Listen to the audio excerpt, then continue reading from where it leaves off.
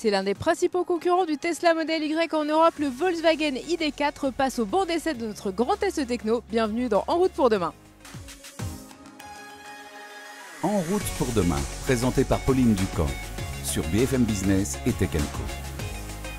Je suis ravie de vous retrouver pour un nouveau grand test techno. Vous le savez, notre format qui est dédié à la connectivité, à l'infotainment et aussi aux aides à la conduite. Alors cette semaine, c'est un SUV électrique qui est au banc d'essai, le Volkswagen ID.4. Alors la marque allemande vient de le restyler, notamment avec une grosse mise à jour technologique. On retrouve tout de suite nos journalistes Julien Bonnet et Jean-David Duhart.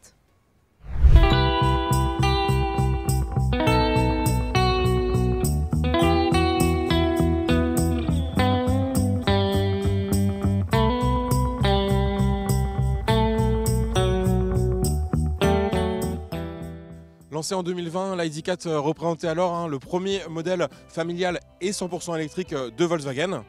Un SUV de taille moyenne, 4,58 m de long, qui a connu un succès assez notable ces dernières années en Europe. Il revient cette année dans une nouvelle version avec pas mal de nouveautés sur notamment le plan des technologies embarquées, ce qui nous intéresse particulièrement sur ce grand test techno. Donc on va voir tout de suite à l'intérieur à quoi ça ressemble.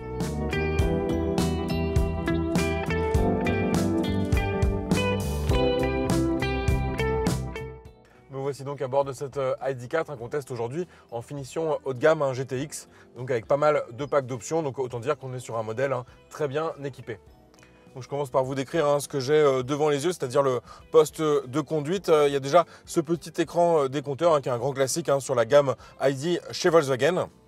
Donc là, pas de changement, il a donc cette taille très réduite, mais il a le mérite d'exister. On pense notamment au Tesla Model 3 et au Model Y qui n'ont pas d'écran décompteur et tout va se passer au niveau de l'écran central. Là, c'est quand même un plus d'avoir toujours les informations de conduite principales, donc la vitesse. On va également pouvoir personnaliser cet écran avec différents affichages pour afficher notamment les options de régulateur de vitesse adaptatif ou avoir un affichage plus minimaliste avec uniquement la vitesse. Cet écran décompteur il va être complété par un affichage tête haute, mais on vous en reparlera un peu plus quand on fera la phase de conduite. On redescend ensuite pour vous décrire bien sûr l'élément principal dans une voiture, le volant. Donc nous ici il est capacitif, donc ça veut dire qu'il va reconnaître mes mains quand elles sont posées sur le volant. Donc ça c'est pour les usages un peu de conduite très assistée. Donc ça veut dire qu'en fait je ne vais pas avoir besoin de remuer le volant lors de la conduite. Le volant va directement détecter que mes mains sont présentes dessus. Sur notre finition GTX, en plus d'être capacitif, ce volant il est aussi chauffant. On va pouvoir l'activer ici via un petit raccourci ou sinon directement depuis l'écran tactile. L'occasion d'ailleurs de vous parler de ces petites touches de raccourci, principalement sur la gauche. On va avoir tout ce qui concerne justement le régulateur adaptatif pour l'activer, le désactiver et faire varier la vitesse et l'écart avec le véhicule qui roule devant nous. Sur la partie droite, plutôt ce qui va permettre de personnaliser ce qui se passe au niveau de l'écran décompteur avec la possibilité, comme je vous disais, de changer l'affichage ou de faire varier les informations qui apparaissent sur ce petit écran. On va aussi pouvoir activer directement l'assistant vocal et sinon un petit commentaire rapide sur ces touches qui ne sont pas vraiment physiques, pas vraiment tactiles. Je vais quand même avoir une sensation d'appui quand justement je cherche à activer une fonction. Bon, on va dire que ça marche mieux que l'ancien système des touches entièrement tactile chez Volkswagen, mais ça reste un petit peu approximatif des fois dans cette sensation de toucher et de retour, surtout si on a bien activé la commande souhaitée. L'autre petite particularité de cette architecture du volant, c'est qu'on va retrouver sinon des réglages pour le son qui vont être en partie basse, des commandes de raccourci, mais à la fois à gauche pour régler le volume. Et sur la partie droite, on va pouvoir changer de plage de musique ou de station de radio. Merci beaucoup Julien. Alors l'une des grosses critiques adressées à l'ID.4 et puis plus généralement à la gamme ID chez Volkswagen, c'était son système d'infodivertissement qui avait quelques difficultés. Alors est-ce que Volkswagen a corrigé ses défauts dans la nouvelle version? On poursuit la prise en main de cette ID.4 avec Julien Bonnet. On passe maintenant à la partie centrale de cet habitacle, occupé principalement par cet écran tactile 13 pouces. Donc il a grandi par rapport à la première génération d'ID.4 qui proposait un écran 10 pouces seulement et 12 pouces en option. A noter aussi que cet écran il offre une surface d'affichage étendue, autrement dit il va occuper une partie plus grande de l'écran avec moins de place pour les bords. Alors Volkswagen était pas mal critiqué sur ses systèmes d'infodivertissement les plus récents, notamment sur sa gamme ID, et ils ont tenu justement à améliorer les choses. Donc là, typiquement, on a quand même une surface d'affichage qui est optimisée avec une réactivité, enfin un rapport définition-réactivité au toucher qui est plutôt bon. Donc ça, c'est déjà un bon point.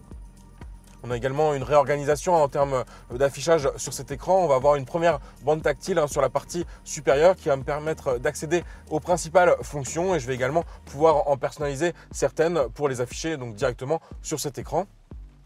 On a d'ailleurs un petit bouton de raccourci qui va me permettre aussi d'accéder directement à vraiment toutes les applications proposées dans le véhicule, qui est d'ailleurs au passage compatible, c'est logique, Android Auto et CarPlay. Là, par exemple, on va pouvoir accéder directement aux principaux réglages du véhicule, donc une fonction qui est toujours pratique à avoir sous la main. Ici, tous les assistants de conduite, notamment l'alerte de survitesse qui est obligatoire depuis cette année. Donc le véhicule va vous rappeler à l'ordre quand vous dépassez la limitation de vitesse. Là, vous le désactivez assez facilement en un clic.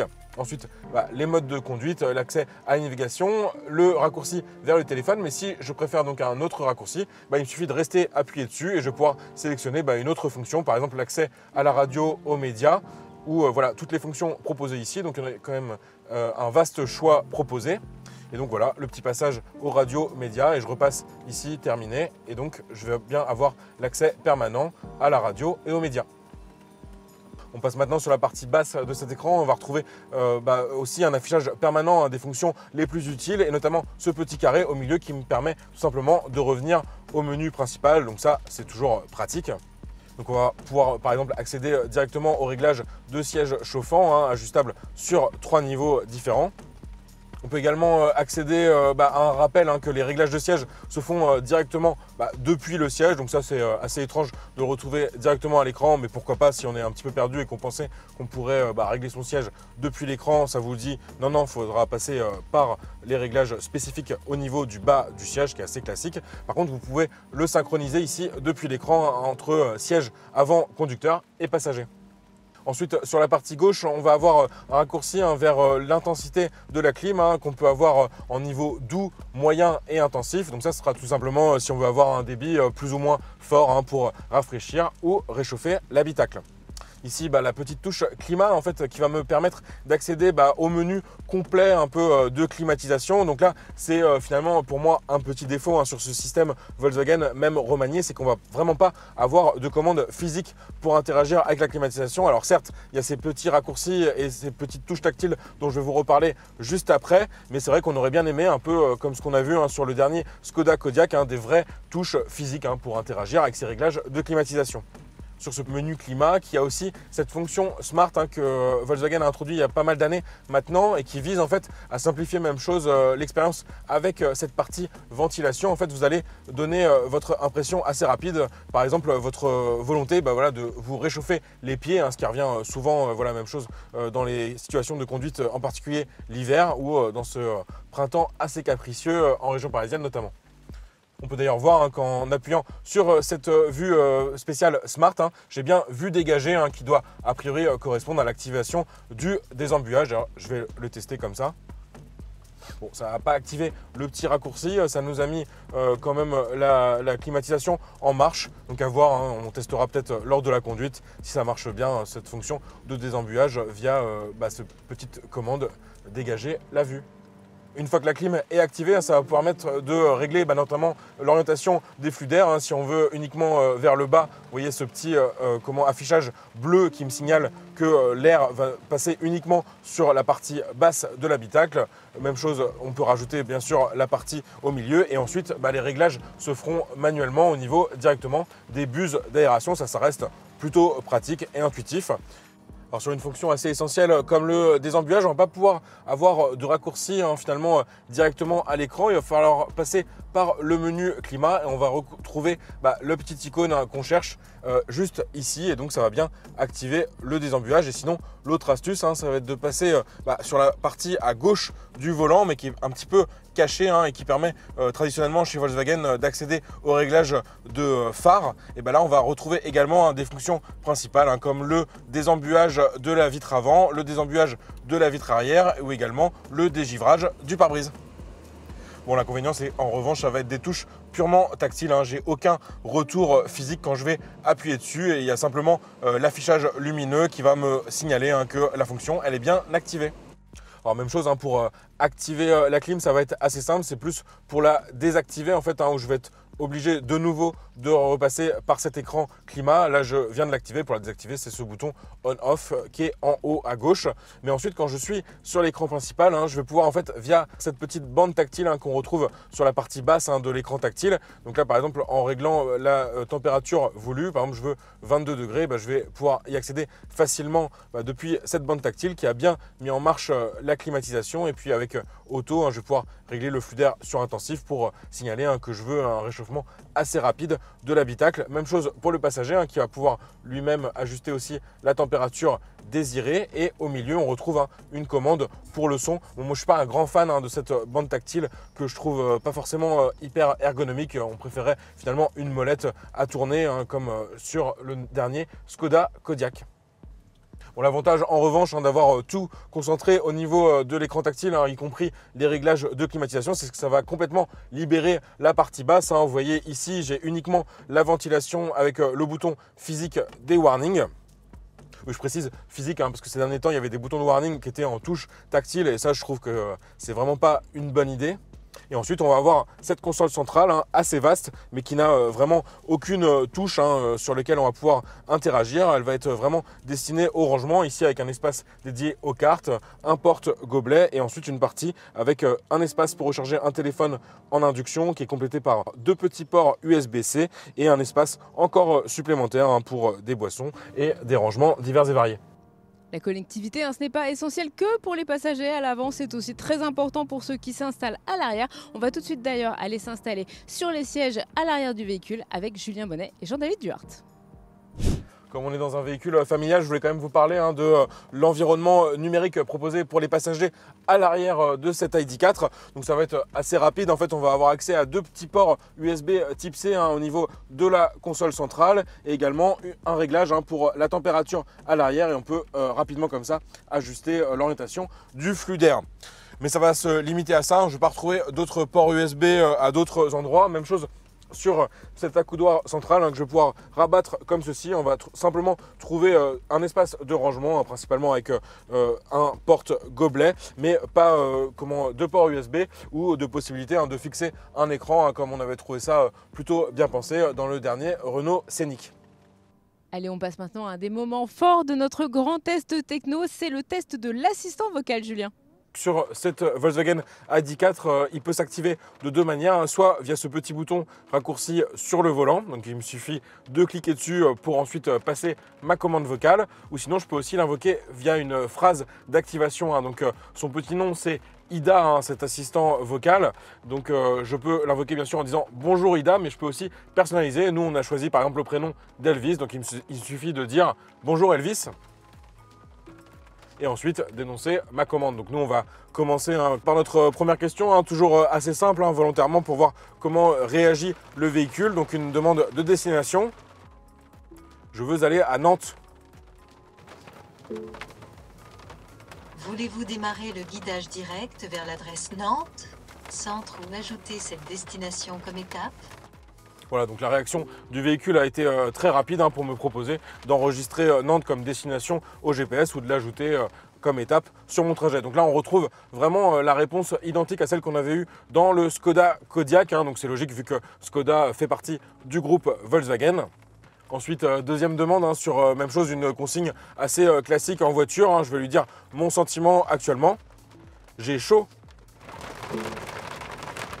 Volontiers. La température va diminuer maintenant à l'avant, côté gauche. Voilà, donc même chose, même réponse hein, quand dans le Skoda Kodiaq avec à cette sollicitation quand on dit j'ai chaud, peut-être on s'attendrait à ce que la température elle baisse un peu plus. Là on était sur une température à 22 degrés au niveau de la climatisation, elle est passée seulement à 21 degrés. Donc finalement l'idéal c'est de demander quand même une consigne de température précise. Donc là je vais lui dire par exemple bonjour Elvis, baisse la température à 19 degrés. Compris. Je règle la température de la place avant gauche à 19,0 degrés. Voilà, donc là c'est parfait, c'est vraiment la consigne qu'il faudra donner. Alors tout à l'heure, quand je testais le système, j'ai remarqué que finalement, il faut quand même formuler ces demandes avec des mots assez précis. Et pour l'instant, la compréhension, elle n'est pas totale. Avec une simple variation de la demande, ça ne marche plus du tout. Par exemple, si je lui dis « Règle la climatisation sur 21 degrés », Pourriez-vous répéter? Le refroidissement est déjà actif. voilà, en fait là, il refuse de me changer la température à 21 degrés car j'ai utilisé l'expression régler la température, alors que si je lui dis augmente la température à 21 degrés, Compris, je règle la température de la place avant gauche à 21,0 degrés.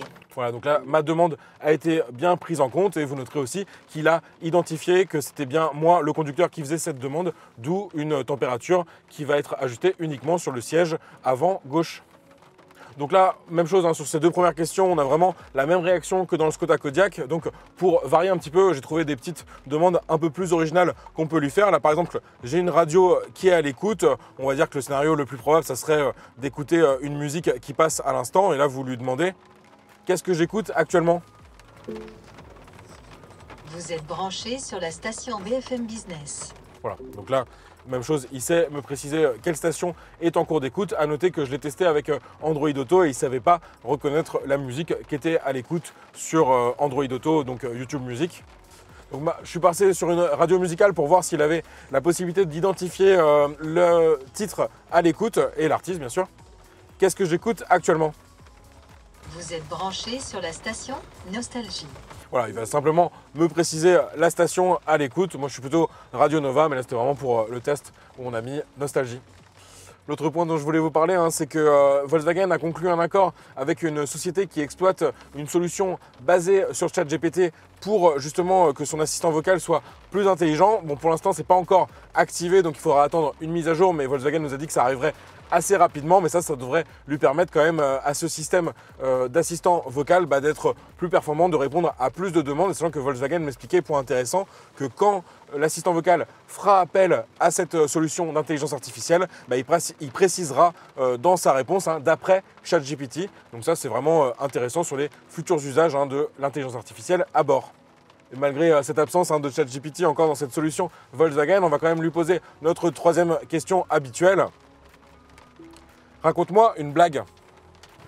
Qu'est-ce qui peut être dans la mer et dans le ciel? Une étoile. On va dire qu'on est plutôt sur une petite devinette que vraiment une pure blague, mais au moins on va dire qu'il y en a en stock, donc ça c'est toujours intéressant à voir ce que les constructeurs proposent comme ça, comme petite originalité à bord.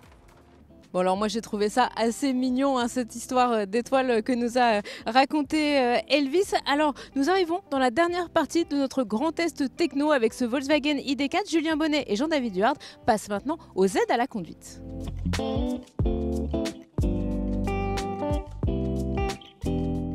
Donc nous voici sur la route pour vous parler un petit peu des équipements, des assistants liés à la conduite proposés sur cet ID4. Donc comme je vous disais, on est sur un modèle avec une finition et toutes les options possibles. Donc on va vraiment avoir le modèle le mieux équipé de la gamme. Donc on va notamment disposer du fameux duo régulateur de vitesse adaptatif et suivi des lignes de la route. Donc ça s'appelle le Travel Assist et on va dire que c'est la fonction la plus poussée en termes d'assistant de conduite, donc plutôt sur voie rapide.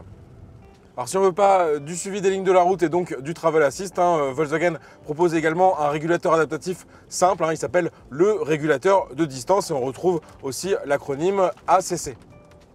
Et même chose pour ceux qui préfèrent un simple limiteur de vitesse, c'est également proposé.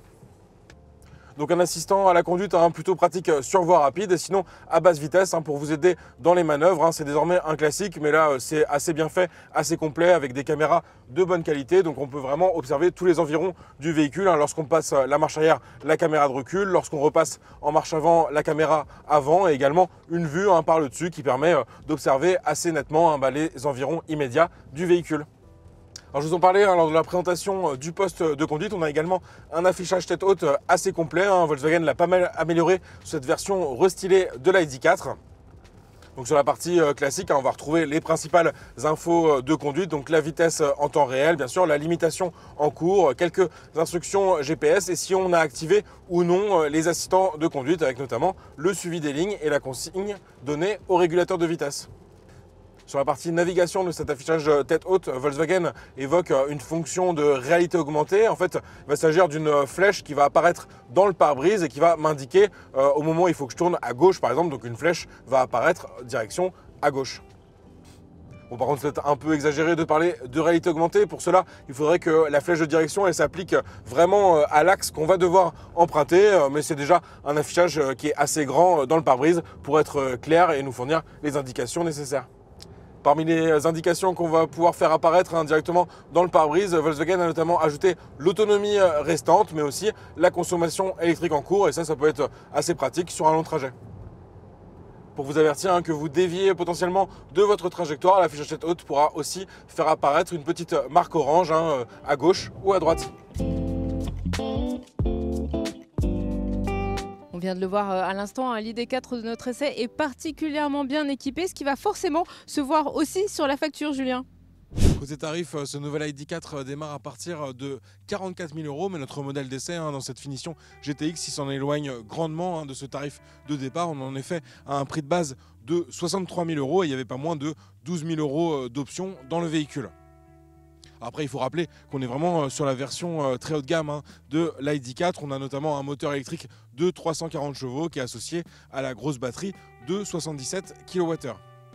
Alors pour disposer d'une version quand même assez proche de ce qu'on avait notamment en termes d'options technologiques dans notre ID4 d'essai, il faudra plutôt viser la version Pro 286 Life Max, donc avec un moteur un peu moins puissant, mais on aura quand même une dotation en équipement plutôt proche de ce modèle et surtout on bénéficie d'un tarif sous le plafond des 47 000 € qui permet de disposer donc du bonus écologique et donc de retrancher 4 000 € au prix final. A noter en plus que ce prix, il s'applique bien au prix hors option. Donc en fait, le principe, c'est que vous sélectionnez une version qui est éligible au bonus écologique et derrière, vous pouvez ajouter les packs d'équipements supplémentaires nécessaires. Nous, sur le nôtre, on en a retenu deux. Le pack Infotainment Plus qui va permettre notamment de profiter de tout ce qui est autour de l'écran 13 pouces et des fonctions avancées sur cet écran. Et le pack Assistance Plus qui, lui, va permettre de profiter notamment du Travel Assist. Voilà, c'est déjà la fin de ce grand test techno consacré au Volkswagen ID4. Merci beaucoup à Julien Bonnet, notre journaliste auto BFM Business, et à Jean-David Duhart derrière la caméra. Et merci à vous de nous avoir suivis tous les week-ends sur BFM Business et puis tout au long de la semaine en multidiffusion sur Tech & Co. Prenez soin de vous et à la semaine prochaine. En route pour demain, la mobilité sous toutes ses formes sur BFM Business et Tech & Co.